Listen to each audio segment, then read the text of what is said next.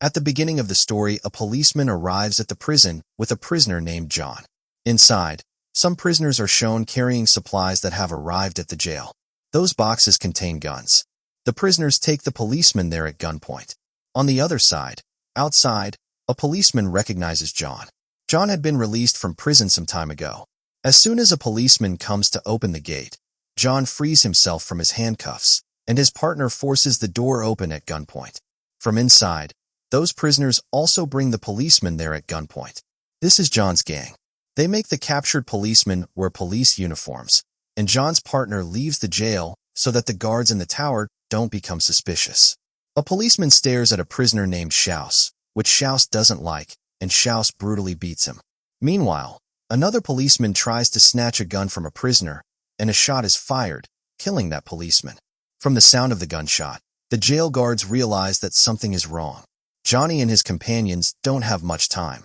Johnny comes out of the jail, and his companions, dressed as policemen, start firing at the guards, but John has a machine gun and fires wildly at them. At that moment, a policeman shoots a prisoner named Walter. John grabs Walter's hand, and they flee in a vehicle. After going some distance, Walter dies. Walter was the boss of this gang. John gets angry at Schaus because he was the reason Walter was killed, and he throws him out of the moving vehicle. After that, they reach a safe house where they prepare for the next journey. After staying there for some time, they move on. John tells them that they are going to Chicago. On the other side, a criminal named Floyd is running away from the police. FBI agent Melvin tells him to stop, and when Floyd doesn't comply, Melvin shoots him, resulting in Floyd's death. Johnny and his companions reach a house in Chicago. This house is their safe house. John and his gang rob banks, and they need vehicles. John's men buy 2 stolen cars. John meets Marty there, who works for the Chicago police. Many policemen were on Johnny's payroll. The next day, Johnny goes to a bank with his companions to rob it.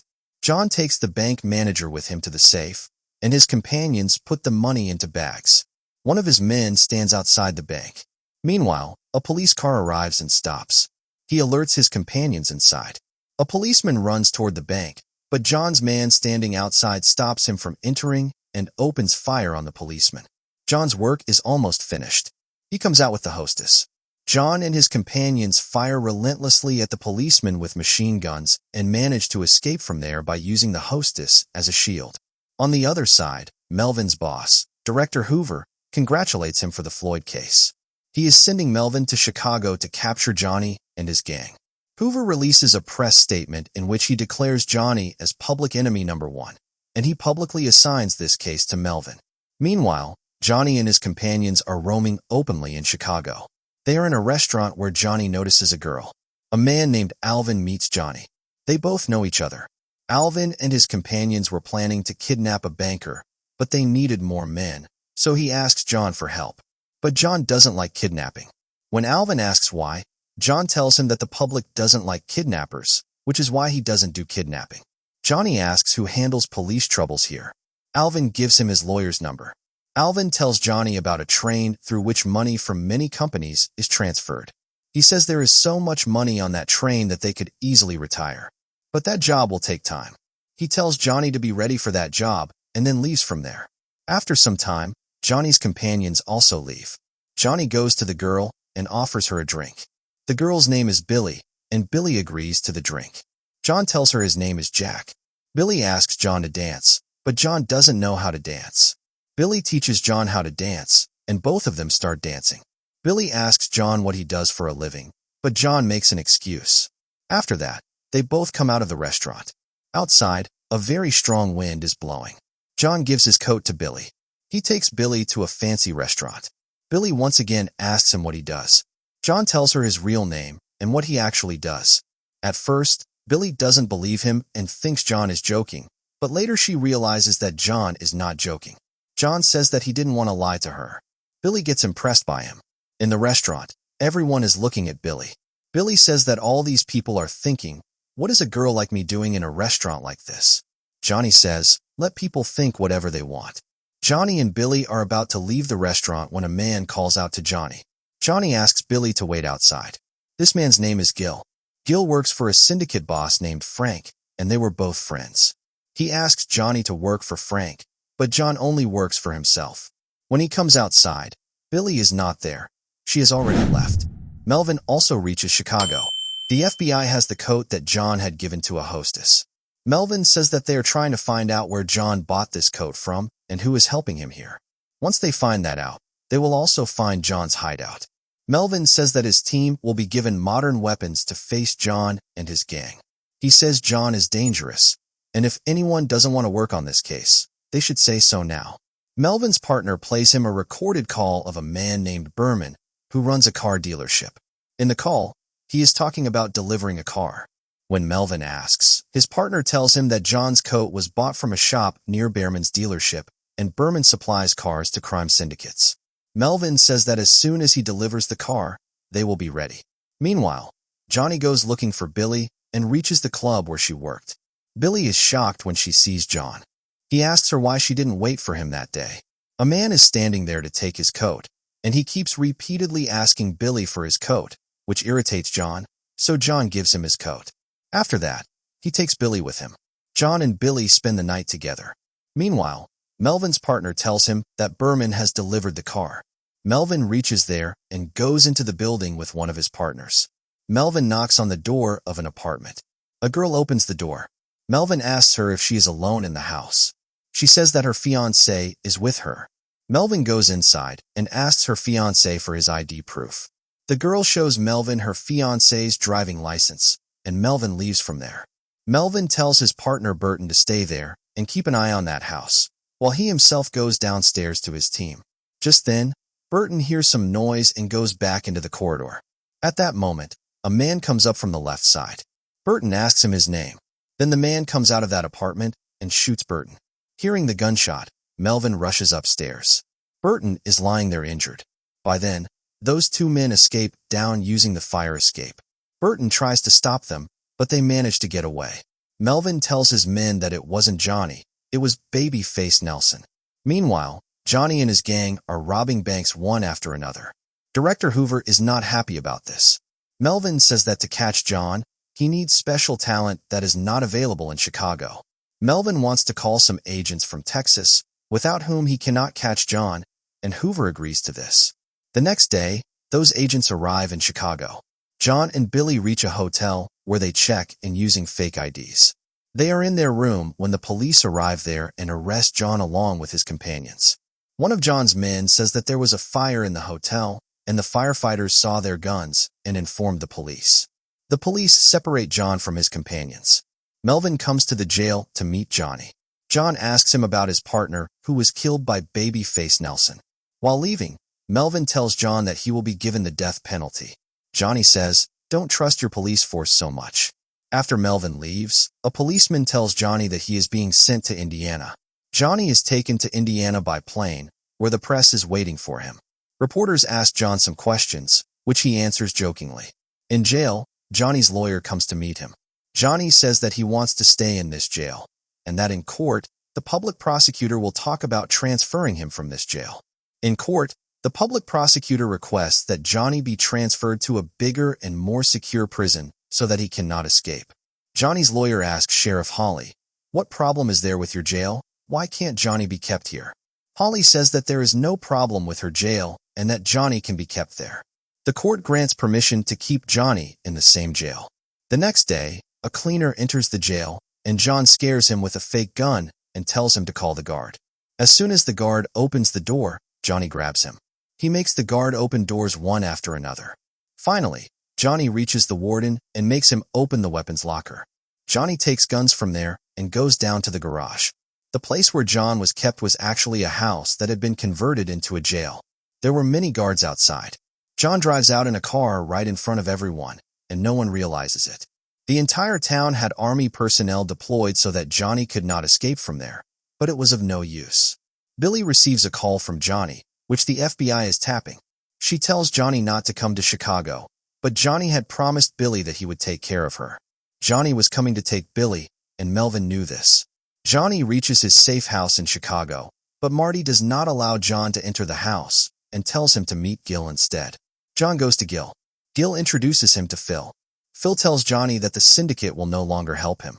There is a lot of pressure from the FBI, and helping Johnny is not good for their business. Johnny is now alone, and he knows that he needs help. Johnny meets another gang in a theater because John's companions are still in jail. They make a plan to rob a bank. John says that after the bank robbery, he will need help to free his companions from jail. Just then, John's photo appears on the screen, and an announcement is made telling everyone to look around and inform the FBI wherever John is seen. John had to get his companions out of jail, so he agrees to the plan. After that, they rob the bank, and when they are coming out, babyface Nelson starts firing at people. A man from the building fires a shot that hits John. Their companion Tommy is also killed. John and his companions somehow manage to escape from there. Red bandages Tommy. When night falls, they reach the safe house. They had robbed only $4,000 from the bank, which was very little. This was Nelson's plan, and he had said that there would be at least $80,000 in the bank. Johnny tells Red that they should not keep Nelson with them and should leave from there as soon as morning comes. Red says that he feels his time has come. Johnny says that they will leave in the morning and nothing will happen to him. Then it is shown that Tommy was not dead, and the FBI was questioning him in the hospital about Johnny's whereabouts. Tommy is screaming in pain, but he will not be treated until he tells them Johnny's location, and he ends up telling the FBI about Johnny's hideout. Melvin and his team reach there under the cover of night. They surround the house, and as they move forward, they see some men coming out of the house and getting into a car to leave. Melvin tells them to stop, and when they don't, he guns them down. Hearing the sound of gunfire, everyone inside becomes alert. John and his companions fire back from inside. A firefight breaks out between the FBI and John's team. Bullets are fired from both sides. Johnny and Red jump down from the roof of the house and run toward the forest. Nelson also jumps out of a window and runs toward the forest. Melvin sends Carter after Nelson, and the agents from Texas chase Johnny. The agents from Texas were not like the other agents. They knew how to hunt. Both of them fire at Johnny and Red. Johnny fires back, and while Johnny and Red are running away, one of the agents shoots Red, but Johnny manages to take Red away from there. Meanwhile, Nelson reaches the road, and FBI agent Carter approaches him in a car. Carter doesn't know that this is Nelson. Nelson pulls him out of the car, shoots him, and drives away in his vehicle. When Melvin reaches there, Carter tells him that it was Nelson. On the way, Melvin meets his teammates, and they chase Nelson. After going some distance, Nelson meets Homer and another companion, and they get into the car with Nelson. Melvin chases them. Gunfire erupts from both sides, and Nelson's car crashes.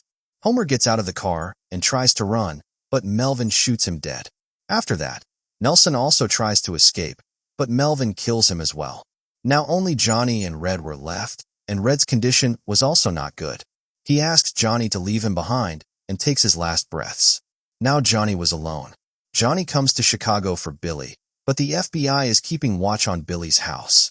Meanwhile, a girl comes to Billy's house and sits near the window in Billy's place, and Billy changes her clothes and leaves the house, where Johnny is waiting for her. Late at night, Melvin gets the news that Johnny has taken Billy away. The next day, Johnny sends Billy into a bar and tells her to get the key to a safe house from the bartender. As soon as Billy goes inside, the FBI catches her. They ask Billy how she came there. Billy says she came by taxi. Just then, FBI agents come out of the building opposite John and move outside. They grab Billy and bring her out. Seeing this, John gets out of the car. Right in front of his eyes, they take Billy away, and John can't do anything. John loved Billy, and now she was in FBI custody. Meanwhile, an agent tortures Billy and asks her about John, but Billy doesn't tell him anything. He hits Billy. Billy says, "If Johnny finds out that you raised your hand on me, you know what will happen to you." Because of Johnny, federal laws were being passed, which also put Frank and his business at risk. Melvin meets a woman named Anna, who was an immigrant. Anna was the one who had been helping Johnny all this time. Melvin tells her that he will send her back to her country if she doesn't help them catch Johnny, and she agrees to help. The next day, Johnny meets his lawyer. The lawyer had gone to meet Billy in jail and gives John a note from Billy, in which Billy has written, "Don't try to get me out of here." Billy is sentenced to 2 years, and she wants John to go far away from here and wait for her. After this, John returns to Anna's house. John tells Anna that tonight he will take Anna and Polly to watch a movie, and Anna passes this information to Melvin. But the problem is that there are two theaters, and they don't know which theater Johnny will go to. Agent Winstead asks which movies are playing. One theater is showing a romantic movie, and the other is showing a gangster movie. Winstead says Johnny is not going to watch a romantic movie. Melvin deploys his team at both theaters. Martin tells them that if Johnny is with Anna, then Anna will be wearing a white shirt and an orange skirt. Melvin and his team wait outside the theater for John. Then Melvin spots Anna, and John is with her. After they go inside, Melvin stations his team along the routes and waits for John to come out. The movie ends, and John comes out with Anna and Polly. At that moment, an agent shoots him in the head from behind, and the story ends right there. How did you like this story? Do tell in the comments. We'll meet in the next video with another story. Thanks.